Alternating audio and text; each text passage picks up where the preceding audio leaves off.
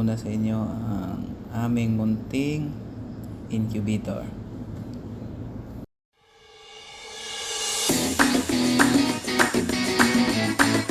Ito nga pala ang seater.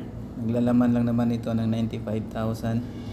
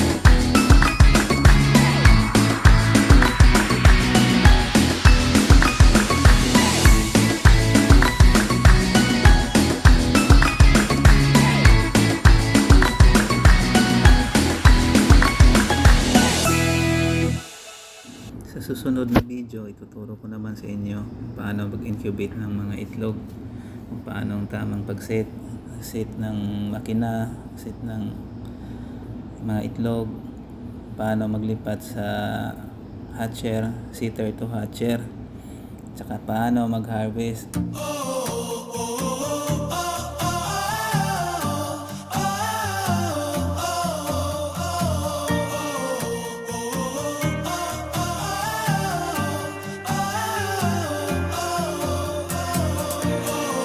Marami sa atin ang mayroong mga incubator, kaya lang hindi sila makapagpapisa ng marami.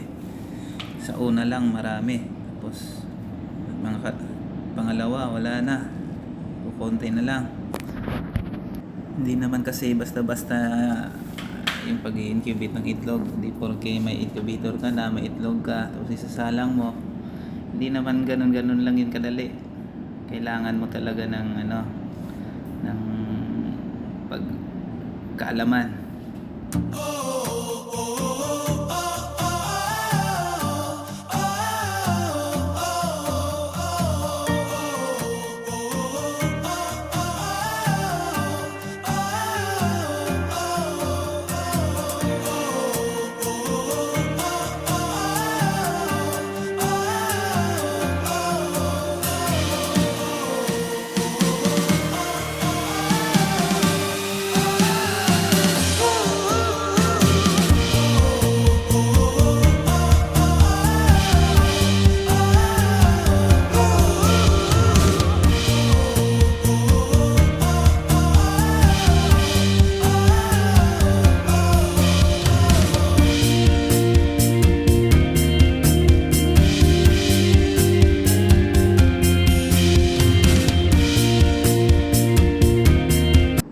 Pala yung hatcher namin, lalaman ito ng 15,000 bawat isa, tsaka yung seater bawat isa noon 95,000.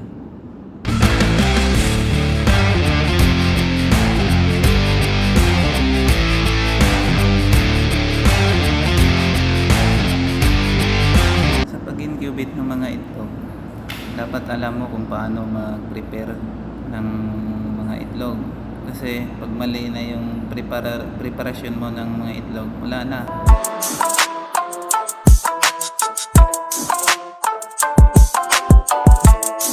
Kaya abangan nyo na lang ang susunod na video.